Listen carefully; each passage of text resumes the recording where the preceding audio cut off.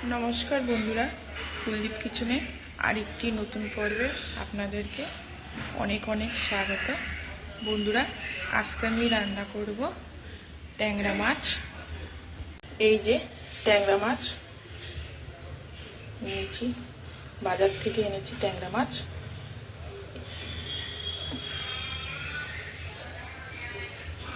ছাই নেই বন্ধুরা, ছাইটাতে মাছ করতে সুবিধা হয়। কাটবো কি করে তাই ভাবছি, একাই ভিডিও করছি, কাঁচি দিয়ে কাটবো কাটাগুলো। এই মাছ খেতে খুবই স্বাদ লাগে।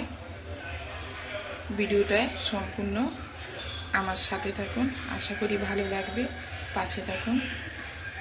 বন্ধুরা আমার ভিডিও যদি আপনাদের ভালো লাগে লাইক কমেন্ট শেয়ার করবেন, সাবস্ক্রাইব করবেন, আমার পাশে থাকবেন। তো বন্ধুরা চলেন রান্না করা যাক। আজকে ট্যাংরা মাছ বানাবো। ট্যাংরা মাছ কেটে ধুয়ে রেখেছি, এবার নুন হলুদটা দিয়ে নেব। যে নুন আর হলুদ,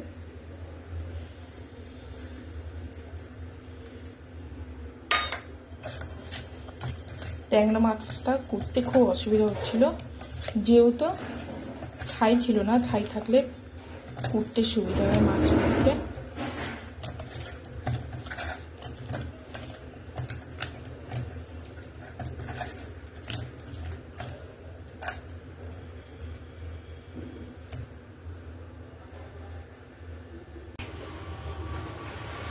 মাছে একটু সরষের তেল দিয়ে দিয়েছি বন্ধুরা, নয়তো এই মাছ খুবই ফাটে। কড়াই গরম হয়ে গেছে, সরষের তেল দিয়ে দেবো।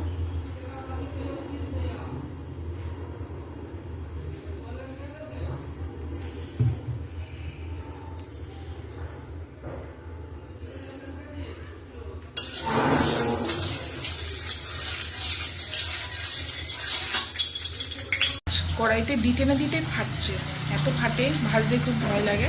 খুব সাবধানে মাছ ভাজতে হয়।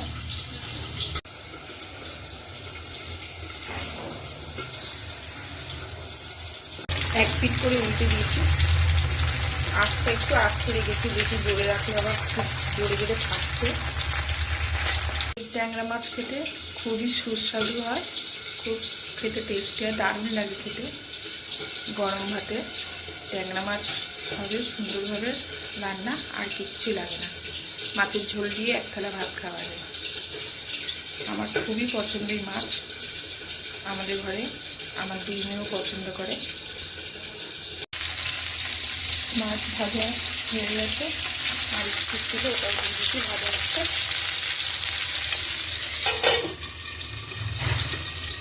মাছ ভাজা হয়ে গেছে। মাছ ভাজার সময় অল্প তেল দিয়েছিলাম, তাও মাছ থেকে অনেক তেল বেরিয়েছে। মাছের পেটে তেল ছিল, এই মাছ খেতে আরো বেশি টেস্টি হবে। বন্ধুরা ট্যাংরা মাছের তরকারিতে ফুলকপি দেবো, এই যে ধনে পাতা দেবো, রাজার মশলা লাগবে, বেগুন ভাজবো, পেঁয়াজ আদা রসুন আলু সব নিয়ে নিচ্ছি। এই ক্যাম্প খাটের পরে বসেই কোটা কাটা করি।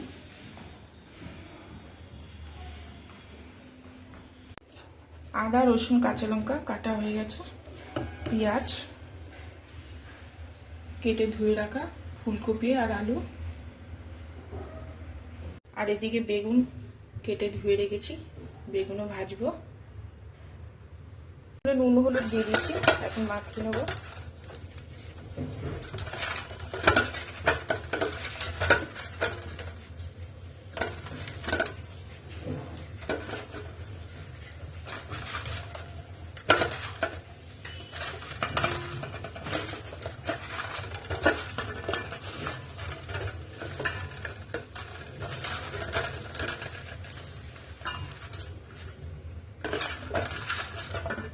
মিক্সারে মশলা পেঁয়াজ আদা রসুনটা দিয়ে দিয়েছি, 1 চামচ ধনের গুঁড়ো, আর দেব 1 চামচ জিরের গুঁড়ো দিয়ে এবার পেস্ট করে নেব।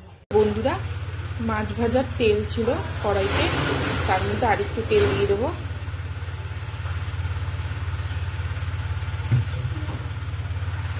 আলাদা কিছু ভাজবো না, প্রথমেই ফোড়ন দিয়ে ফুলকপি আলু ভেজে মশলা দিয়ে একবারে কষিয়ে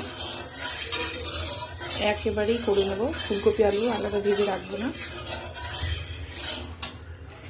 তেল গরম হয়ে গেছে, তেজপাতা, গোটা জিরে,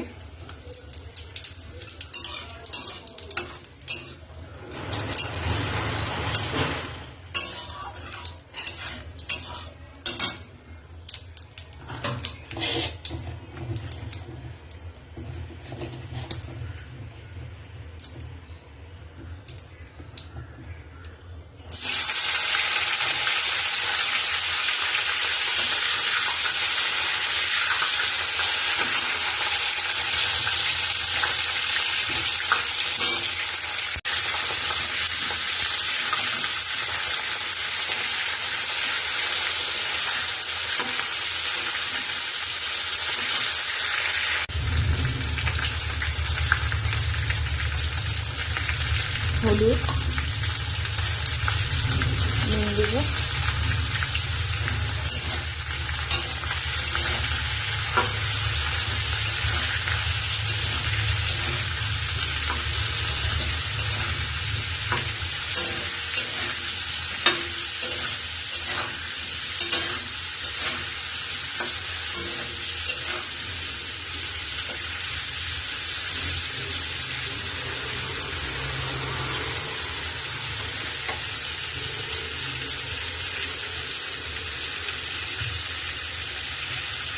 পেঁয়াজটাও দিয়ে দেবো। কপি আলুর সাথে পেঁয়াজটাও ভাজা ভাজা হয়ে যাবে, তারপরে মশলা দেবো।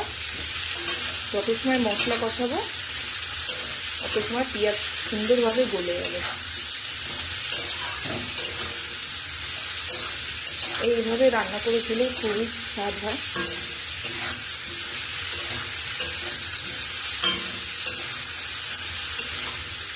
সময়টাও কম লাগে।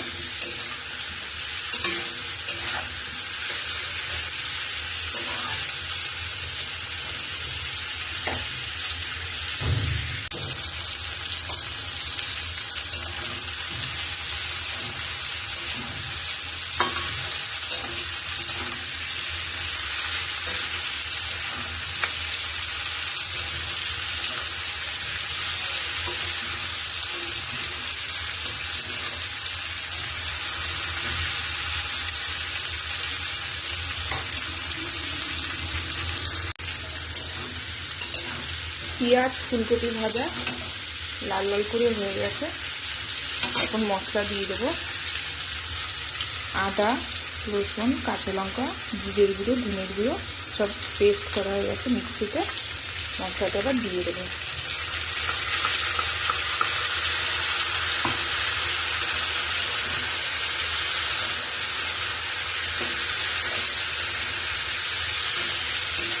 এইভাবে রান্না করলে বন্ধুরা ফুলকপিটাও খেতে খুব স্বাদ হয়। নয়তো ফুলকপির ডাঁটিগুলো একটু শক্ত থাকে, ওটা ভালো লাগে না। তাহলে খুব সুন্দরভাবে মজে যায়। যতই ডাঁটি কেটে দিই 4 টুকরো করে, কিন্তু এইভাবে রান্না করলে আরো বেশি স্বাদ হয়।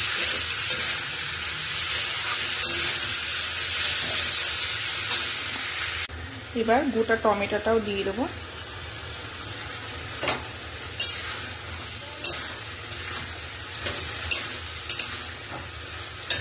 মাছের ঝোলের মধ্যে গোটা টমেটো দিলে বেশি ভালো লাগে খেতে।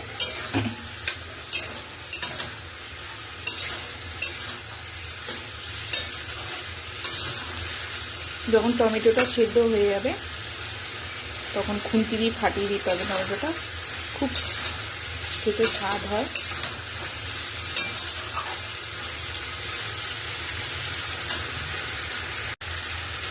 মশলা কষানো হয়ে গেছে, মশলা দিয়ে তেল ছেড়ে দিয়েছে।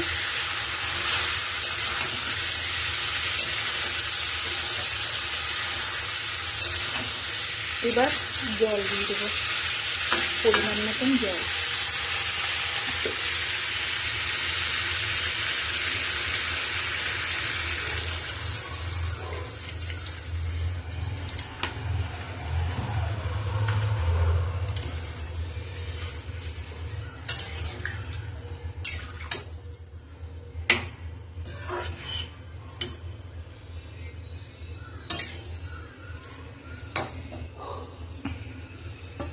এবার ঢেকে দেবো।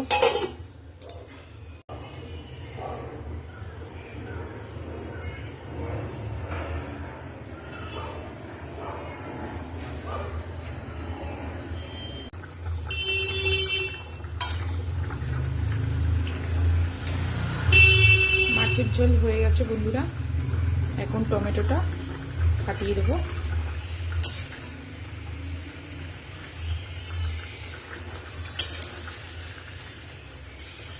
মাছটা দেব, ফুলকপি আলুটা হয়ে গেছে।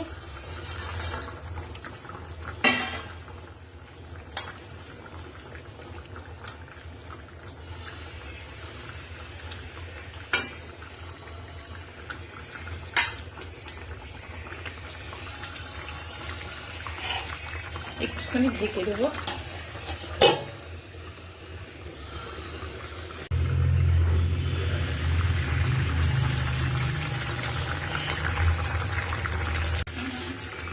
একটু গরম মশলা দিয়ে দেবো অল্প করে।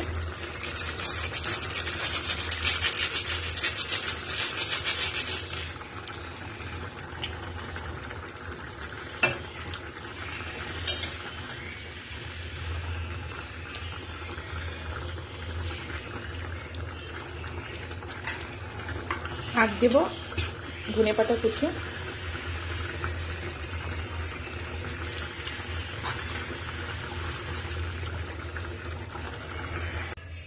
ফুলকপি আলু দিয়ে ট্যাংরা মাছের ঝোল হয়ে গেছে। কড়াই গরম হয়ে গেছে, সর্ষের তেল দিয়ে দেবো। এখন বেগুনটা ভাজবো।